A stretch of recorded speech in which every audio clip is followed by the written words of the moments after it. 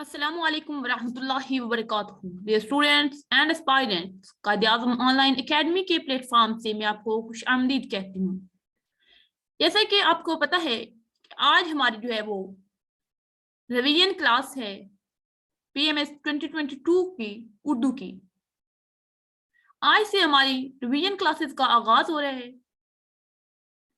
इसके बाद जो है वो 6 जून से मॉक टेस्ट का आगाज होगा। पहले शिफ्ट में हम कंपल्सरीज के मॉक्स लेंगे, उसके बाद जो है वो सेकंड शिफ्ट में हम कुछ ऑप्शनल्स के भी मॉक टेस्ट लेंगे। जो स्टूडेंट्स मॉक टेस्ट लेना चाहते हैं वो स्टूडेंट्स जो हैं वो मॉक टेस्ट का शेड्यूल जो है वो ग्रुप में शेयर कर दिया गया है, तो आप लोग जो है वो मॉक टेस्ट के लिए मैसेज करें। आप लोगों को जो है वो रजिस्टर किया जाएगा और उसके बाद जो है वो आप लोगों के मॉक टेस्ट जो है वो लिए जाएंगे। मॉक टेस्ट की बाकायदा आपको एवेल्युएशन करके दी जाएगी और ये फ्री ऑफ कॉस्ट होगा। और सिर्फ सीरियस स्टूडेंट्स जो हैं उनको इस मॉक टेस्ट में इनरोल किया जाएगा। हर स्टूडेंट मॉक टेस्ट नहीं दे सकेगा। वो स्टूडेंट जो अपनी एनरोलमेंट करवाएंगे वही स्टूडेंट ही जो है वो सिर्फ जो है वो मॉक टेस्ट दे सकेंगे, ठीक है। और रिवीजन क्लासेस जो है वो इसी तरह यूट्यूब पर होंगी। इसके शेड्यूल भी आपको ग्रुप में शेयर कर दिया गया है।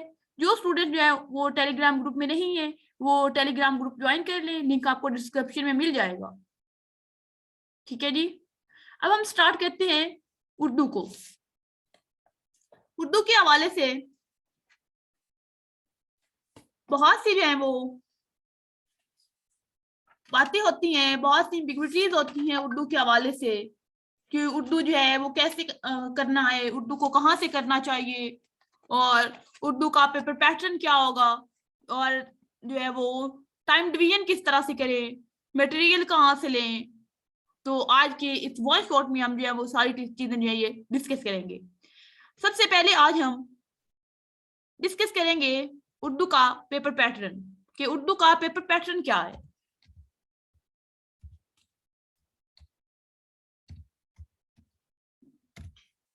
उर्दू के हवाले से पेपर पैटर्न क्या है, ठीक है जी।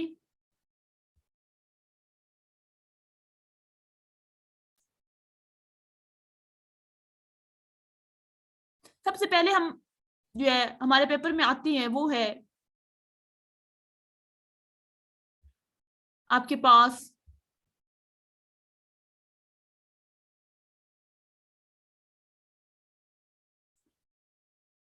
दुरुस्ती। आपको कुछ जुमले दिए होते हैं उनको आपने दुरुस्त करना होता है। अच्छा, एक और बात ध्यान में रखिएगा, ये दुरुस्तगी नहीं होता, ये दुरुस्ती होता है, ठीक है। कि आपके पास ऑलमोस्ट 10 मार्क्स का होता है। दूसरा आपके पास मुहावरे आते हैं। ये आपको मुहावरे दिए गए होते हैं, आपने उनको जुमलों में इस्तेमाल करना होता है। ये आपके पास 15 मार्क्स के आते हैं। तीसरा आपके पास होता है शेरों की तशरीह, ठीक है। आपको शेर दिए गए होंगे, उनकी आपने तशरीह करनी है और ये भी 15 मार्क्स की होती हैं। 3 शेरों की आपने तशरीह करनी होती है, ठीक है जी। और एक शेर की तशरीह जो है वो 5 मार्क्स की होती है। जो नेक्स्ट क्वेश्चन आता है वो आपके पास तलखीस निगारी का होते हैं।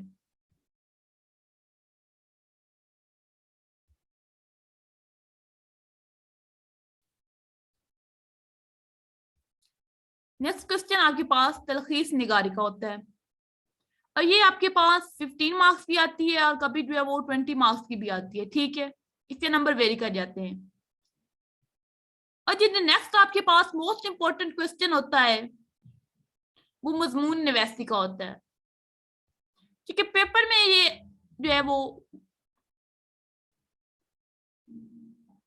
पहले नंबर पर होता है, लेकिन मैं आपको इस तरतीब से बता रही हूँ कि जिस तरतीब से आप लोगों ने पेपर जो है वो अटेम्प्ट करना है, ठीक है जी। मजमून नवैसी आपके पास 30 मार्क्स की होती है, कभी 20 मार्क्स की भी हो जाती होती है।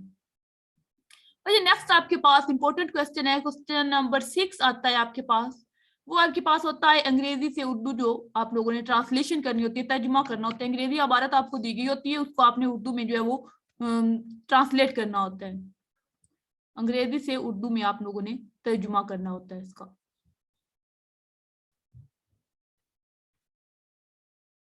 ये आपके पास है पेपर पैटर्न उर्दू का।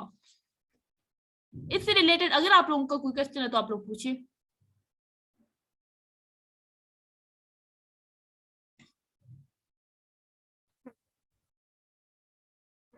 आप पेपर में अगर जो है वो ये क्वेश्चन पहले करेंगे, दुरुस्ती और मुहावरे, एक तो इनमें टाइम कम लगता है, दूसरा इनमें आपके पास फुल मार्क्स आने के चांसेस होते हैं। अगर आपके जो है वो जुमले सही है, आपने दुरुस्ती सही से कर लिया, तो आपको 10 में से 10 नंबर मिल सकते हैं। और अगर आपने मुहावरे बिल्कुल दुरुस्त लिखे हैं तो इसमें आपको 15 में से 15 नंबर भी मिल सकते हैं। ठीक है। उसके बाद जो शेरों की तशरीह होती है आपकी, इससे पहले आप लोग जो है वो तर्जुमा कर ले पेपर में। ठीक है। इन दो सवालों के बाद तीसरे नंबर पर जो है वो आप यहाँ पर इसको एडजस्ट कर ले। तीसरे नंबर पर आप लोग जो है वो तर्जुमा कर ले। ठीक है। इसमें भी आपको चांसेस होते हैं कि 10 में 8 9 जो है वो नंबर मिल जाते हैं। उसके बाद आप जो है वो इसको फॉलो कर सकते हैं सीक्वेंस को। ठीक है। ये आपका पेपर पैटर्न है।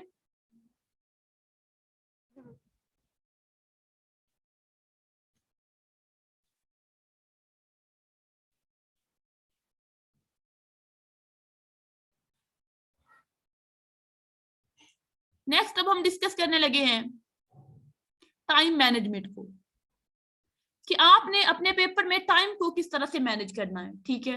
टाइम डिवीजन किस तरह से करनी है।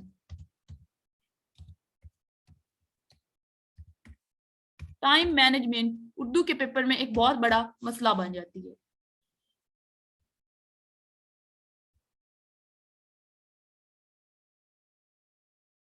ठीक है जी। इसमें आप लोगों ने जो जुमलों की दुरुस्ती है, जुमलों की दुरुस्ती जो आपके पास होगी, उसको आप लोगों ने सबसे पहले 10 मिनट में जो है वो सॉल्व करना है। इसके लिए आपके पास 10 मिनट होंगे। ठीक है। दूसरा क्वेश्चन आपने सॉल्व करना है मुहावरे। मुहावरे जो है वो आप 10 मिनट में ये भी करेंगे। ठीक है। उसके बाद है तर्जुमा। तर्जुमा आप जो है वो 15 मिनट में कर लीजिएगा। शेरों की तशरीह जो है आपके पास,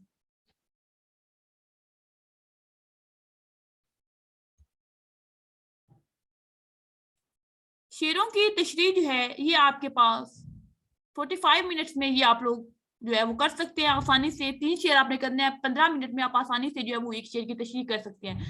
और उसके बाद जो है आपकी तलखीस निगारी।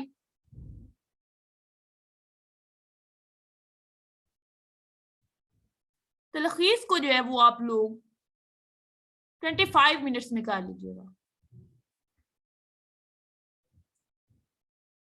नेक्स्ट आपके सबसे एंड पे आपका मजमून होगा।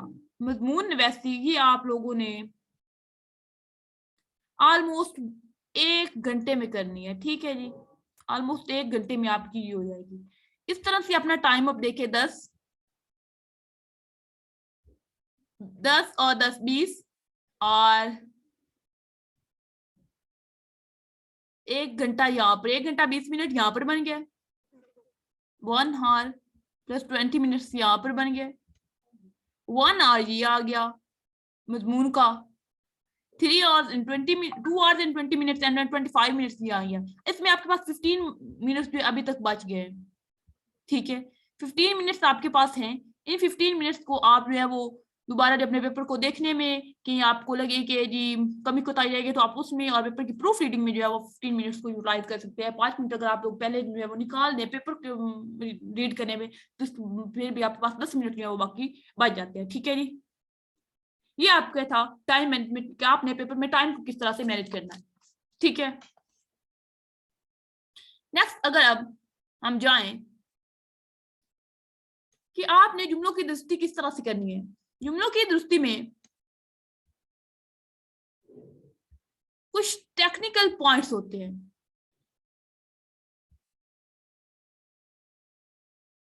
छोटी छोटी चीजें होती हैं, उनको आप लोगों ने मद्देनजर रखना होता है। ठीक है, इस सिलसिले में आपने, आपके पास जो पहली गलती आती है वो वाहिद और जमा की होती है।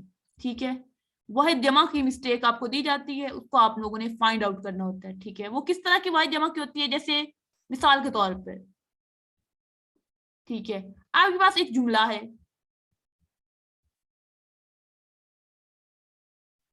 अवाम आ गई,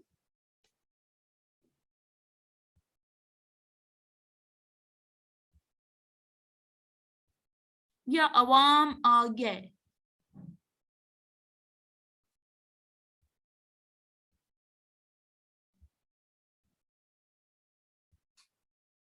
ठीक है, इसमें आपके पास अवाम आ गई गलत है, अवाम आ गए सही है, क्योंकि अवाम जमा है, अवाम वाहिद नहीं है, अवाम जमा है। उसके बाद जो आप लोगों के पास दूसरी गलती आती है इसमें, वो होती है तज़किर व तानीस की। ठीक है, दूसरी गलती इसमें आप लोगों के पास आती है तज़किर व तानीस की, मुज़क्कर मुअन्नस की।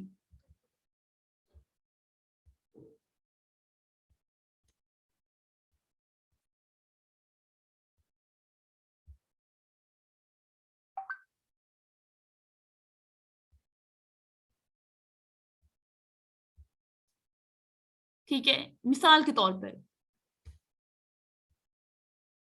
10 रुपए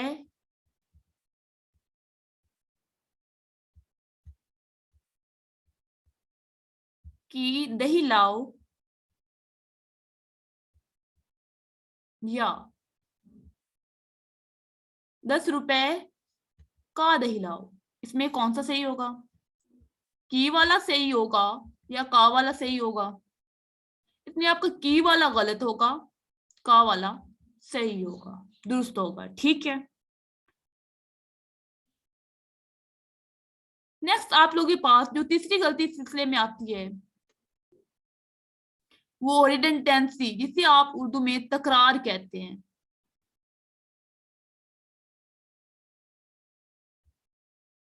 ठीक है, जैसे आबे जमजम का पानी, आबे जमजम का पानी। अब आप लोग नोट करें, आप भी पानी को कहते हैं और पानी बाद में फिर भी आ गया है, इसका मतलब है यहाँ पर रिडंडेंसी आ गई है, तकरार आ गया है। या तो आब आएगा या पानी आएगा। आप इसे कह सकते हैं आबे जमजम या जमजम का पानी, इन दोनों में से कोई एक ठीक होगा, ये आबे जमजम का पानी ठीक नहीं है। ठीक है जी, इस तरह से ये छोटी छोटी गलतियां होती हैं, आप लोगों ने इनको फाइंड आउट करना होता है। कुछ इमला की गलतियां आ जाती हैं आपके पास, जैसे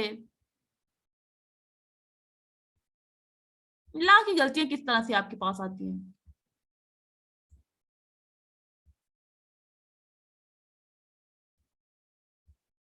आप लोगों ने फाइंड आउट करना होता है। आपके पास एक लफ्ज बेबाक इस तरह का होता है, ठीक है, एक बेबाक जो होता है वो आपके पास इस तरह का होता है।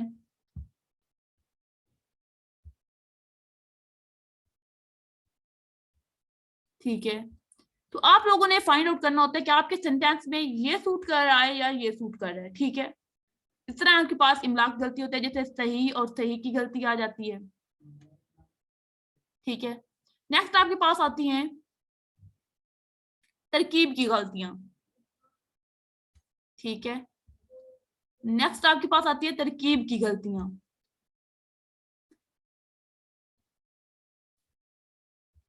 तरकीब की गलती किस तरह से आती है कि आप जो है वो दो अल्फाज को, तरकीब होती क्या है, पहले पहले आपके पास तरकीब होती क्या है। तरकीब असल में होती है कि जब आप दो अल्फाज को मिलाकर एक सांस में निकालें, दो अल्फाज को मिलाकर एक सांस में निकालते हैं जब आप लोग, ठीक है, तो उसको आप तरकीब कहते हैं। जैसे आबो हवा, आदाब सुखन, ये आपके पास में वो तरकीब होती है। इसमें आप फारसी को फारसी के साथ मिला सकते हैं, फारसी को फारसी के साथ मिला सकते हैं, फारसी फारसी मिल गई। फारसी को अरबी के साथ भी मिला सकते हैं आप लोग, ठीक है। अरबी और अरबी को भी मिला सकते हैं आप लोग, ठीक है।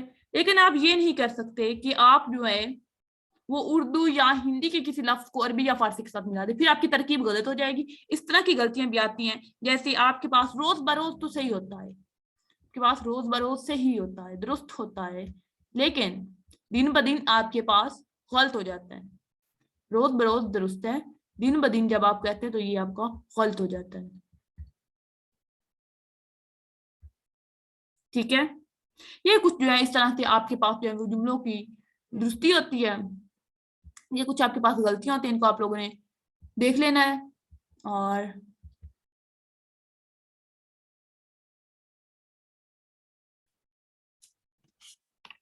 नेक्स्ट हमारे पास होता है सवाल नंबर 2, हमारे पास मुहावरे, ठीक है। नेक्स्ट हमारे पास होते हैं मुहावरे।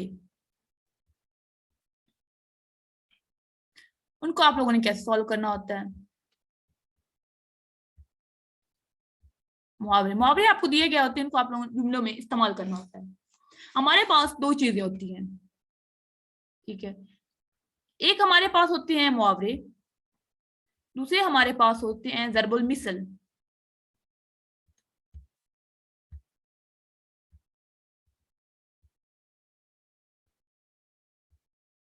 ठीक है। मुहावरे जो होते हैं इनकी पहचान ये होती है कि इनके आखिर पर ना आता है, नून अलिफ ना, ठीक है।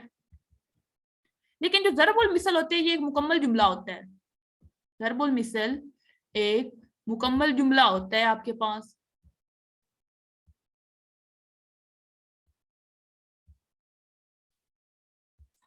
ठीक है। जैसे मिसाल के तौर पे पानी पानी होना,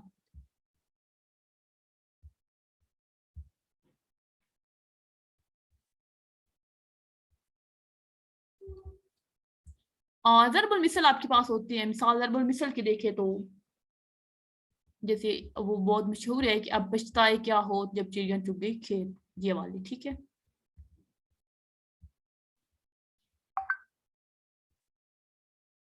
ठीक है, ये जो होते हैं आपके पास ज़रबुल मिसल, इनकी तरतीब को आप बदल नहीं सकते, इनकी तरतीब को आप सेंटेंस में बदल नहीं सकते,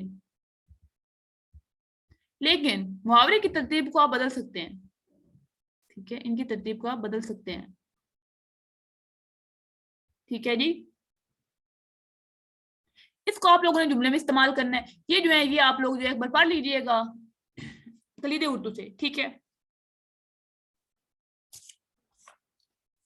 नेक्स्ट आपके पास आता है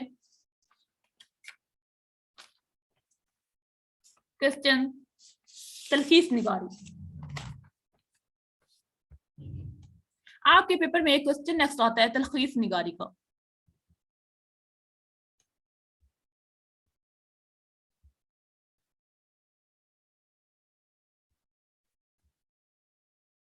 तलखीस निगारी बेसिकली क्या होता है।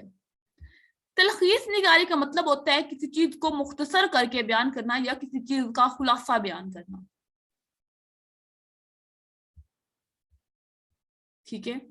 तलखीस का मतलब होता है किसी का चीज का कोई आपको अबारत दी गई है, उसका आपने खुलासा बयान करना है, उसकी समरी बयान करनी है, ठीक है। उसको मुख्तसर करके बयान करना है।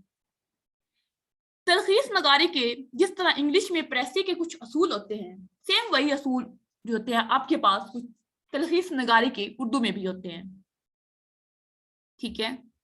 वो असूल कौन कौन से होते हैं, उसमें सबसे पहला 1/3 जो होता है, जैसे आप इंग्लिश में पढ़ते हैं कि आपको जो अबारत दी हुई है उसका आपने 1/3 करना होता है, ठीक है। सेकेंड आप लोगों ने पढ़ा हुआ है कि इसको अपने अल्फाज में लिखना होता है, ठीक है, अपने अल्फाज में।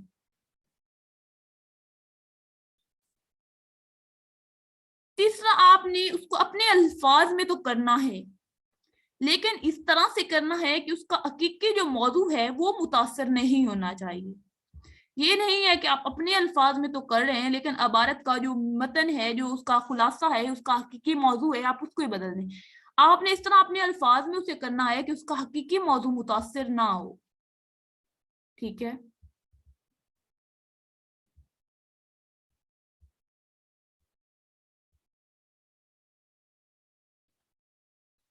चौथा जो इस सिलसिले में असूल होता है वो होता है कि आप लोगों ने खुद से इसमें अजाफत नहीं करनी, तसर्रुफ आप लोगों ने नहीं करना, अपने पास से इजाफा नहीं करना, तसर्रुफ नहीं करना आप लोगों ने।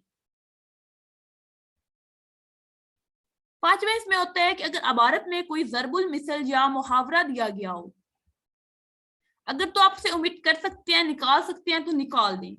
लेकिन अगर ये हो कि जरबुल मिसल या मुहावरे को निकाल देने से मतन जो है वो बदल रहा हो या वो मुकम्मल वाजिया ना हो रहा हो, तो आप लोगों ने फिर मुहावरे या जरबुल मिसल जो है उसकी आप लोगों ने वजाहत करनी होती है। ठीक है।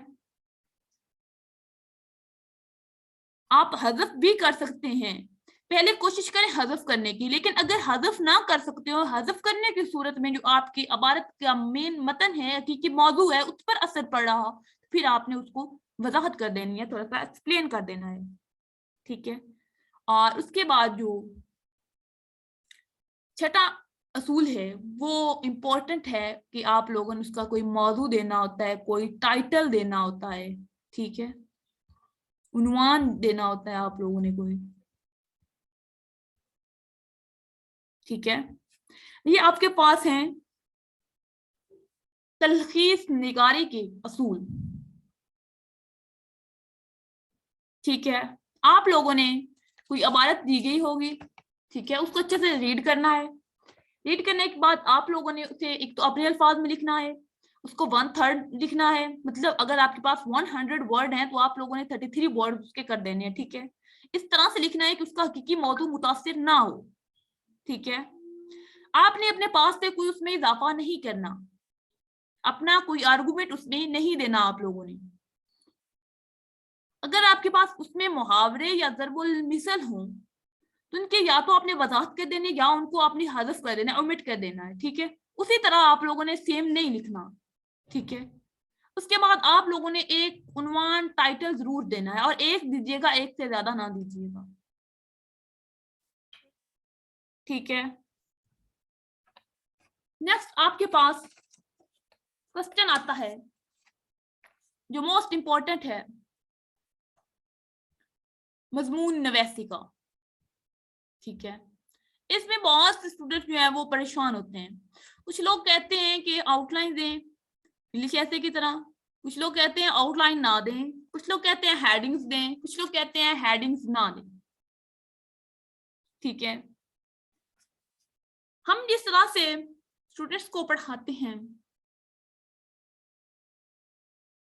और इस तरह से हमारे स्टूडेंट्स जो है वो पास भी होते रहे हैं।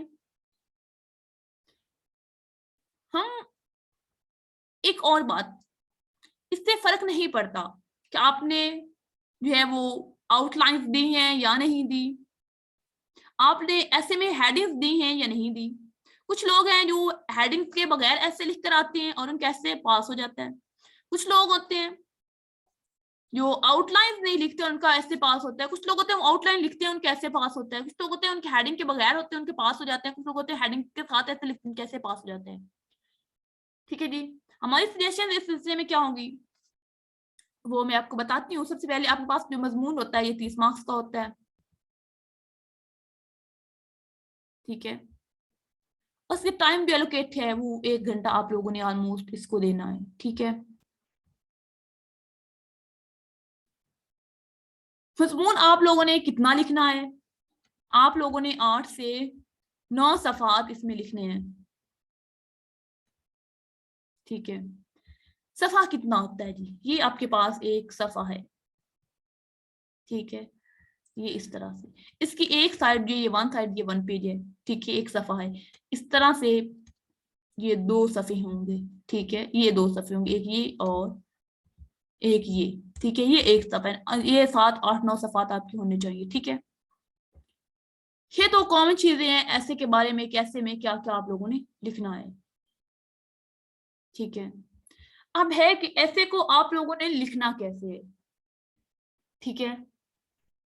इसमें हमारी सजेशन ये है कि आप ऐसे में आउटलाइन जरूर दें, ठीक है, जिसे उर्दू में खाका कहते हैं, ये जरूर दें, क्योंकि इससे एग्जामिनर को पता चल जाता है कि आपके ऐसे में ये चीजें हैं, और बाद वो आपकी आउटलाइन पढ़ के आपकी जो है वो और इंट्रोडक्शन कंक्लूजन पढ़ के आपके मार्क्स लगा देता है, ठीक है। क्योंकि इससे पहले आप लोगों ने तलखीस की होती है और जो तशरीह होती है वो की होती है, तो एग्जामिनर को पहले ही आपकी जो स्किल्स होती हैं राइटिंग की उनका पता चल चुका होता है, तो वो क्या होता है कि उसको आपके जो मजमून होता है उसके मटेरियल का भी पता चल जाता है खाके से, और इस तरह से जो आपको मार्क्स दे देता है, ठीक है। हमारी दूसरी सजेशन ये है कि आप ऐसे में हेडिंग्स ना दें,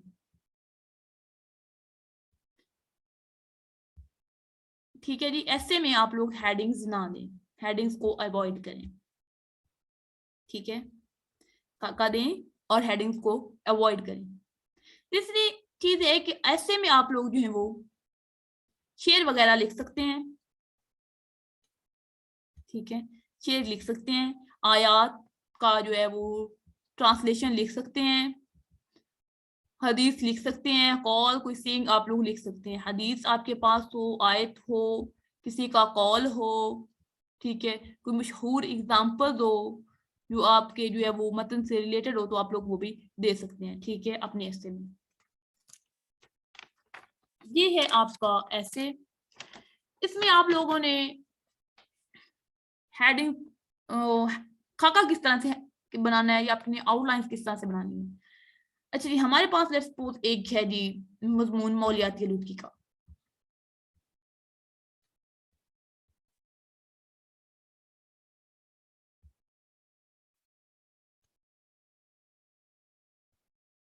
ठीक है। इसमें आप लोगों को सबसे पहले क्या करना है, तारुफ देना है, इसका तारुफ देना है। उसके बाद इसके असबाब लिखनी है, सेकंड पे आप लोगों ने जो है वो पूरा लिखना है मौलियाती आलूदगी के असबाब, ठीक है। असबाब लिखने के बाद आप लोगों ने यहाँ इसकी जो है दो तीन ये आप लोगों ने अलिफ बे लिख लेना है, ठीक है, अलिफ बे जीम दाल जितनी आप लोगों ने दाल डालनी वाली, ठीक है। उसके बाद आप लोगों ने नंबर 3 पे जो है वो असरात इसके लिख देने हैं, और नंबर 4 पे जो है वो इसके हासिल बहस लिख देनी है, ठीक है। इस तरह से आप लोगों ने जो है वो हासिल बहस या हासिल कलाम, ठीक है, असरात भी आगे आपने सब हेडिंग्स बना लेनी है, ठीक है। इस तरह से आप लोगों ने आउटलाइन बनानी है, और एक पेज पे ऑलमोस्ट जो है वो आपकी आउटलाइन तो, ठीक है, एक सफे पे आपकी आउटलाइन होनी चाहिए, ठीक है। ये है आपके ऐसे। अब है कि आप लोगों ने ऐसे कहाँ से करना है, ठीक है। एक तो आपके ऐसे अदबी नोयत के भी आते हैं, हालाती हाजरा से भी आते हैं, सोशल इवेंट्स जो होती हैं आपकी मुआशरती बुराइयां उनमें से भी आप कैसे आते हैं, ठीक है। तो ज्यादातर लोग जो होते हैं वो हालाती हाजरा का लिखते हैं, क्योंकि अदबी नोयत का जो ऐसा होता है वो लोग वही लोग लिख सकते हैं जो उर्दू लिटरेचर से वाकिफ होते हैं, ठीक है। उर्दू लिटरेचर के लोग वो ज्यादातर लिखते हैं। बाकी स्टूडेंट जो होते हैं वो या हालाती हाजरा के जो टॉपिक्स होते हैं उनको ही ज्यादातर चूज करते हैं, ठीक है। इस सिलसिले में आपके पास जो उर्दू के आर्टिकल्स होते हैं, अखबारात होती हैं, मैगजीन्स होती हैं, वो बहुत जो है अच्छा और हेल्पफुल सोर्स होती है इस सिलसिले में, आप उनको जरूर देखें, ठीक है। ये था आपका ऑल अबाउट ऐसे, ठीक है। यहाँ तक अगर आप लोगों का कोई क्वेश्चन है तो आप लोग पूछ सकते हैं। यहाँ तक हम लोगों ने अपने इंपॉर्टेंट 4 जो हैं वो क्वेश्चंस कवर कर लिए हैं। पहले हमने देखा कि जुमलों की दुरुस्ती किस तरह से आती है, किस तरह करनी होती है, ठीक है। उसके बाद हमने देखा कि मुहावरात जो होते हैं ये क्या होते हैं, मुहावरे और दरबुल मिसल में क्या फर्क होता है, ठीक है। और उसके साथ हमने जो है वो तलखीस नगारी के असूल देखे हैं और मजमून निवैसी, ठीक है। यहाँ तक अगर आप लोगों को कोई प्रॉब्लम है तो आप लोग पूछ सकते हैं। सोर्सेज मैंने बताया आप लोगों के लिए, जो बाकी क्वेश्चन उनके लिए कलीदे उर्दू जो है ये बेस्ट है, ठीक है। बाकी सोर्सेज के लिए आपके पास कलीदे उर्दू बेस्ट है, कलीदे उर्दू जो है वो आप लें। और ऐसे के लिए मैंने आपको बता दिया कि आप लोग जो है वो मैगजीन्स वगैरह जो है, अखबारात रसाइल की आप लोग पढ़ें यहाँ से जो है। और वैसे भी अगर आप लोगों ने इंग्लिश का मजमून ऐसे आप लोगों ने प्रिपेयर किया तो वही मटेरियल होता है, बस उर्दू में कन्वर्ट करके लिख देना होता है, कुछ खास प्रॉब्लम नहीं होता। अगर इस्लामिक स्टडी आप लोगों ने कर ली है, आप लोग इन पाकिस्तान अफेयर हो गया, पाकिस्तान के सोशल इवल्स जो है उनका आप लोगों को पता चल गया ये है कि ये प्रॉब्लम थे, आप सोसाइटी में रहते हैं, आपको पता होता है कि ये प्रॉब्लम है, इस तरह से हो रहा है।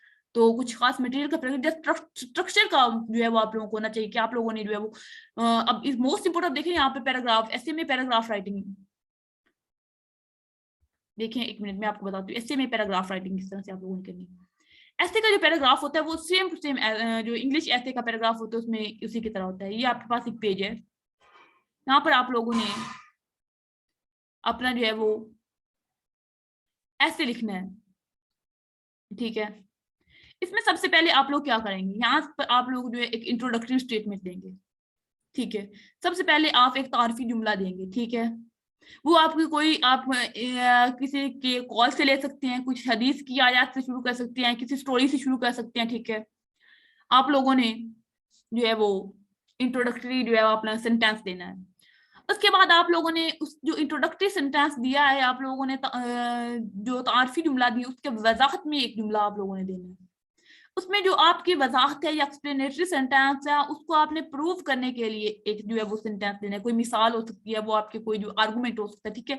कुछ भी आप लोगों ने उसके बाद आप लोगों ने कंक्लूड कर देना उसको, यहाँ पर आपकी कंक्लूजन हो जाएगी। सेम इस तरह से जो है आपके पास पैराग्राफ का स्ट्रक्चर होता है। ये इंग्लिश ऐसे उर्दू ऐसे में सेम होता है, स्ट्रक्चर को आप लोगों ने फॉलो करना होता है। बहुत से बच्चे ऐसे उन्होंने लिखा होता है लेकिन उन्होंने स्ट्रक्चर फॉलो नहीं किया होता, ठीक है। आप लोगों ने प्रॉपर जो है वो पैराग्राफ का स्ट्रक्चर फॉलो करना है, ये उर्दू के पेपर में भी मैटर करता है, सिर्फ इंग्लिश में ही नहीं, ठीक है।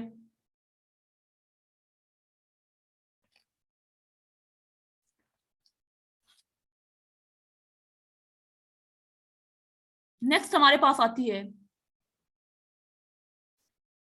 तशरीह, ठीक है, उर्दू की शायरी।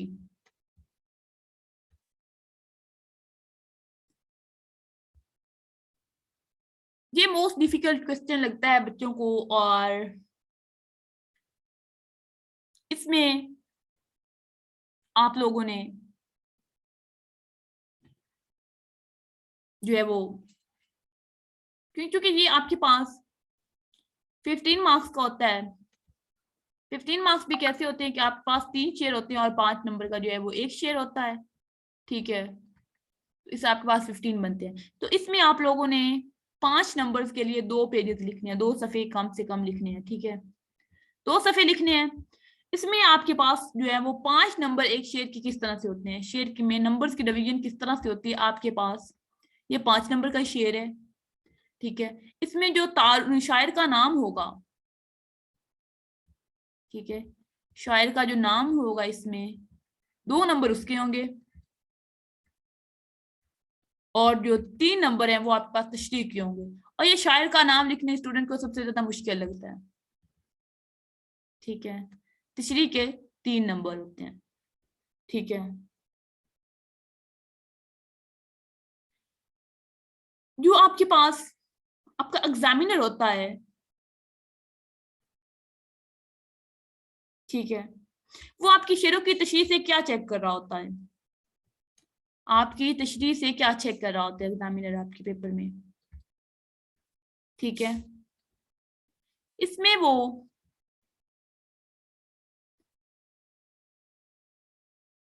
मुख्तलिफ चीजें आपकी चेक कर रहा होता है, ठीक है। जैसे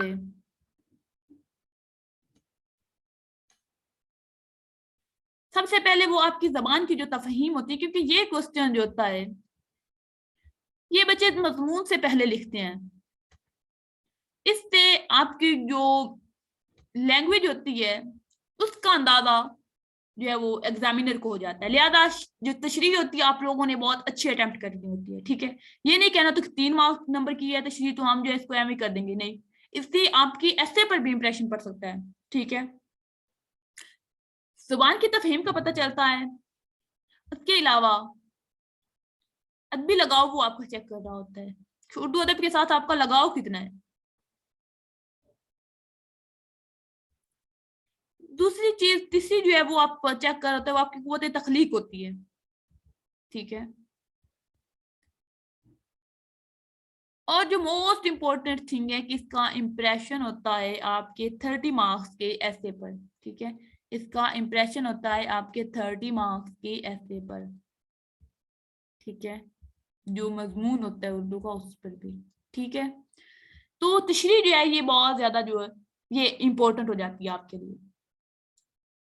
अब मैं आपको कुछ शोरा के नाम बताऊंगी, आप लोगों ने उन्हें जरूर प्रिपेयर करना है। सबसे पहले इसमें आपके पास आएगा शोरा जो आप लोगों ने प्रिपेयर करने ही करने हैं, ठीक है। सबसे पहले आप कौन सा शायर करना है जी, मीर दर्द, ठीक है, मीर दर्द आपने करके जाना है। दूसरा मीर तकी मीर। इस सिलसिले में एक और बात याद रखिएगा बेटे, आप लोगों ने जो फेसबुक की शोराएं उनसे दूर रहना है, ठीक है। जो ऑथेंटिक शोराएं उनके शेर या अपने पेपर में लिखने हैं, आपने जो आजकल फेसबुक पर शोरा बैठे हुए हैं उनके शेर नहीं कोट करने पेपर में, ठीक है जी, वरना एग्जामिनर आपके मार्क्स बिल्कुल आपको देगा ही नहीं, ठीक है। जो रजिस्टर्ड शोरा हैं, जो आज के दौर में भी कुछ शोरा हैं जो रजिस्टर्ड हैं, ठीक है, उनके शेर आप लिख सकते हैं, लेकिन आप कोशिश करें आप जो पहले के आपके शोरा हैं उनके शेर ही लिखें, ठीक है। जो आजकल के मॉडर्न फेसबुक के शोरा हैं उनसे अवॉइड करना आप लोगों ने, वरना एग्जामिनर जो है वो आपको मार्क्स नहीं देगा, क्योंकि एग्जामिनर को लगता है कि उसने जो है उर्दू अदब के जो है ये जो आजकल फेसबुक पे शोरा बैठे हैं उर्दू अदब की जो है वो बिल्कुल ही तब्दील करके रख दिया है उर्दू अदब को। उर्दू अदब में वो हुस्न जो था पहले वो अब खत्म होता जा रहा है, इसको इंग्लिश पंजाबी हर चीज के साथ मिक्स कर दिया हुआ है उर्दू अदब को, ठीक है। तीसरा आपके पास मिर्जा गालिब आते हैं,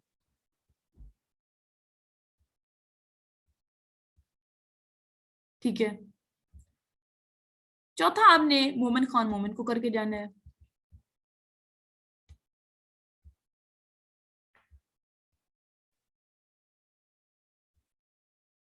पांचवा आपने हैदर अली आतिश को करके जाना है।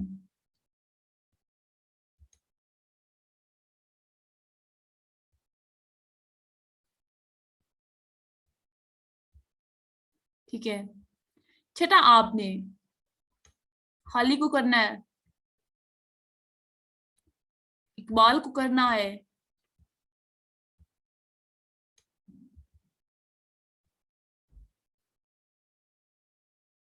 फैज अहमद फैज को करना है, ठीक है, अहमद फराज को करना है आपने,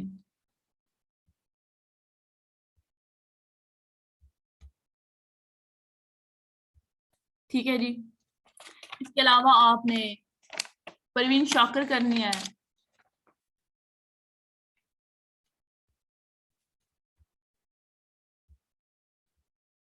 परवीन शाकर के बाद आपने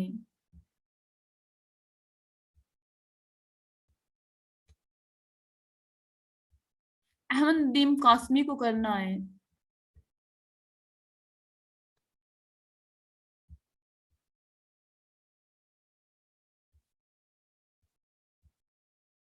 ठीक है, इफ्तिखार आरिफ को करना है,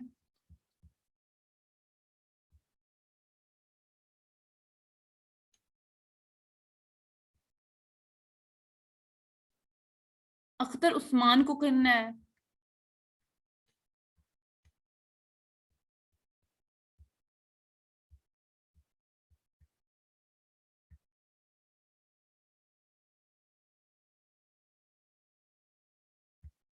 जफर इकबाल और नासिर काजमी को भी कर लीजिएगा, ठीक है।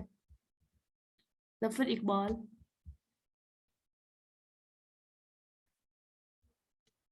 और नासिर काजमी, ठीक है।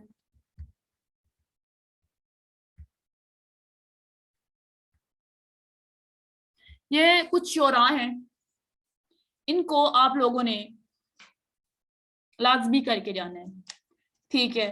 अब ये तो पता है सबको कि आप लोग जो है इन सारे शुरा की सारी पोइट्री को नहीं पढ़ सकते, बहुत ज्यादा इनकी शायरी है। तो आप लोगों ने क्या करना है कि आप लोगों ने इनके जो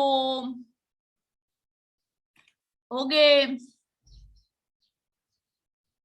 जो मेन जो बुनियादी फिक्र होगी इनकी शायरी में जो आपको नजर आती होगी, आपने उसे जरूर पढ़ कर जाना है। जैसे आपको अगर मैं बताऊं तो मीर दर्द की जो शायरी है ये सूफी शायरी है, ठीक है। मीर दर्द की शायरी जो है ये सूफी शायरी है। अच्छा, और जो आपके पास है मीर तकीमी, इसकी शायरी में आपको वो पुरानी उर्दू कब्बू कसू इस तरह के वर्ड मिलेंगे। कभी कब्बू कहेंगे, किसी को कसू कहेंगे, ठीक है। मिर्जा गालिब की शायरी में आपको गरूर नजर आएगा, बांकपन नजर आएगा। मोमिन खान मोमिन की शायरी में आपको एक लफ्ज के दो मतलब नजर आएंगे। हैदर अली आतिफ की शायरी में आपको गर्मी हरारत इस तरह के कंसेप्ट नजर आएंगे। इस्लाफ हुसैन हाल की शायरी जो है इसमें मुस्लिम उम्मत का दर्द होगा लेकिन आसान जबान होगी। इलामा इकबाल की शायरी में भी मुश्किल जबान होगी, शीन का जिक्र आएगा, ठीक है। उम्मत का जिक्र आएगा, मुस्लिम का दौर होगा, मुश्किल जो है वो लैंग्वेज इस्तेमाल की हुई होगी। उम्मत का दर्द तो होगा लेकिन उसके साथ जबान जो मुश्किल होगी, शाहीन होगी, खुदी होगी, इस तरह के कंसेप्ट जो आएंगे, ठीक है। फैज अहमद फैज की शायरी में जो है आपको स्ट्रगल मिलेगी, रोमांस मिलेगा। उसके बाद प्रवीण शाकर की शायरी जो इसमें आपको नस्वानियत नजर आएगी। इस तरह से जो है वो बाकी का आप लोग देख लीजिएगा। इस तरह से आप लोगों ने ये जो पॉइंट्स है उनको तैयार करना है, ठीक है। ये आपको मिल जाएंगे, फिक्र ना करें, आपको ये पीडीएफ मिल जाए, ये पीडीएफ की फॉर्म में ये मैं जो लिख रही हूँ ये व्हाइट बोर्ड की ये आपको मिल जाएंगे, ग्रुप में सेंड कर दी जाएंगी, ठीक है। अब है कि आप लोगों ने शायरी की तशरीह जो है वो लिखनी कैसे है, शेर को हल करने का तरीका क्या है, ठीक है। शेर का हल करने का या तशरीह लिखने का तरीका क्या है आपके पास। आप लोगों ने पेपर में तशरीह को कैसे लिख कर आना है, मैंने आपको बता दिया तशरीह 2 पेजेस की लिखनी है,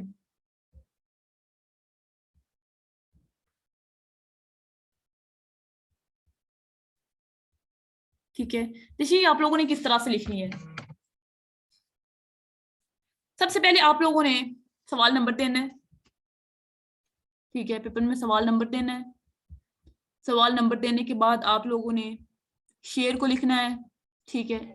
शेर को लिखने के बाद आप लोगों ने शायर का नाम लिखना है, ठीक है। शायर का नाम आएगा आपके पास, ठीक है। उसके बाद मफ़हूम आएगा आपके पास, देन आपके पास शायर का तारुफ आएगा। तीसरे नंबर पर शायर का तारुफ आपने लिखना है, ठीक है। देन नेक्स्ट आपने तशरीह लिखनी है, ठीक है। ये सारे स्टेप आपने फॉलो करने हैं। सबसे पहले आपने सवाल नंबर लिखना है। सवाल नंबर लिखने के बाद आप लोगों ने शायर का नाम लिखना है। शायर का नाम लिखने के बाद मफहूम, शायर का मुख्तसर सा तारुफ आपने लिखना है। उसके बाद आप लोगों ने तशरीह लिखनी है। ये सारा जो है वो 2 पेजेस में होना चाहिए, यानी ये आपके पास 2 पेजेस हैं जी। ये अगर आप यहाँ से स्टार्ट कर रहे हैं तो यहाँ पर आपका एंड होना चाहिए, ठीक है। ये आपके पास है तशरीह लिखने का तरीका। लेकिन ऐसा होता है कभी कि आपके पास जो है वो आपको शायर का नाम नहीं पता होता, ठीक है।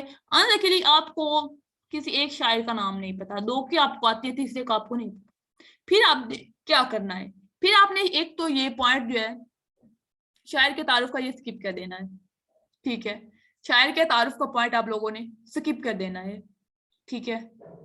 जो शायर का नाम होगा उसमें आप लोगों ने देखना है। एक तो आपको कोई भी शेर देखते हुए इस बात का अंदाजा तकरीबन कुछ ना कुछ हो जाता है ये जो है वो किससे मिलता जुलता है।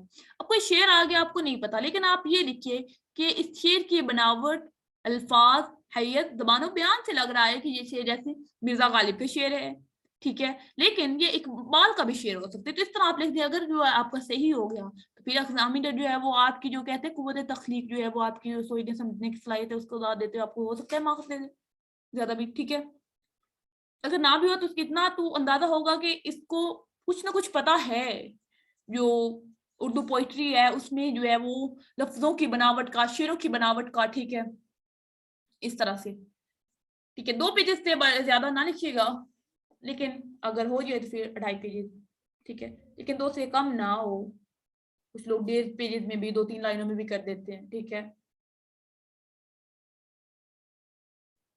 क्लीदे उर्दू की काफी नहीं, क्लीदे उर्दू पे तो बिल्कुल थोड़े से लिखा हुआ है, 2 पेजेस आप लोगों ने लिखने ही लिखने हैं। 2 पेजेस से कम करेंगे तो फिर आपको मुश्किल है, क्योंकि ऑलमोस्ट आधे से ज्यादा पेज पे, एक पेज पर तो जस्ट ये जो शायर का नाम है मफहूम शायर का तारुफ है जाएगी, एक पेज पे तशरीह आएगी।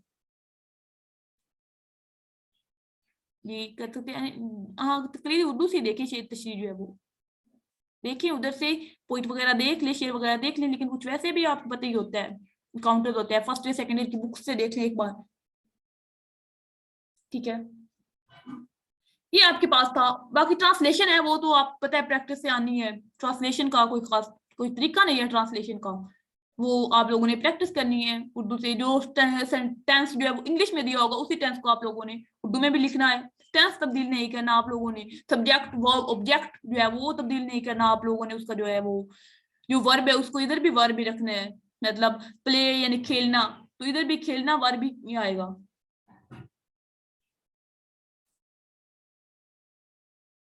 अच्छा, एक और बात है, आपके पास जो इंग्लिश होती है उसमें आपके पास होता है subject plus verb plus object. Urdu में ये नहीं होता। उर्दू में आपके पास होते हैं subject plus object plus verb. जैसे मिसाल के तौर पर इंग्लिश है, आई प्ले क्रिकेट।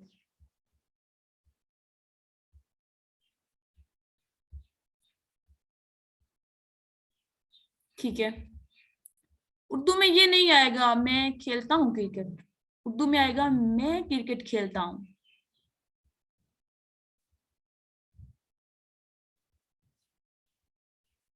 ठीक है, तो आपने इसको भी मद्देनजर रखना है।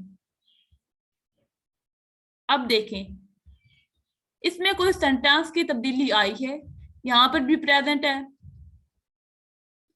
ठीक है, यहाँ पर भी प्रेजेंट ही यूज किया हमने।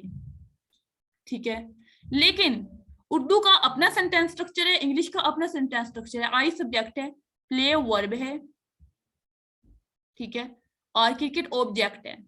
लेकिन यहाँ पे मैं जो है ये सब्जेक्ट है, क्रिकेट ऑब्जेक्ट है, खेलना वर्ब है।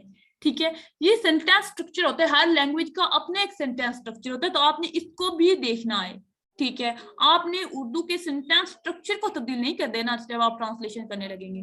टेंस सेम ही रहेगा लेकिन सेंटेंस स्ट्रक्चर उर्दू के फॉलो होगा। ठीक है, ये था हमारा आज का उर्दू के बारे में। अगर आप लोगों को कोई क्वेश्चन है तो आप लोग पूछ सकते हैं।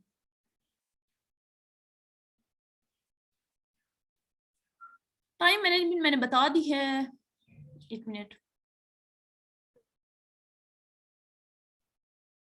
ये टाइम मैनेजमेंट है आपके पास।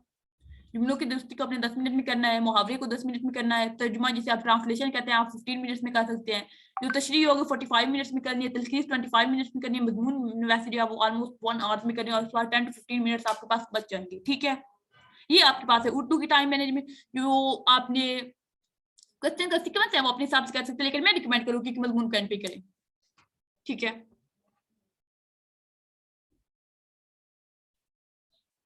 और कुछ कोई क्वेश्चन?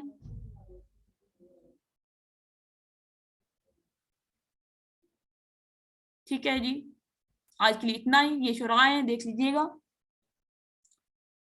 कल जो इंशाल्लाह वो हम इंग्लिश ऐसे की करेंगे, देखेंगे। ठीक है, अगर आप लोगों को ये वो फिर भी कोई क्वेश्चन होता है तो आप लोग जो है वो ग्रुप में भी पूछ सकते हैं, टेलीग्राम ग्रुप में। ठीक है जी, अल्लाह हाफिज।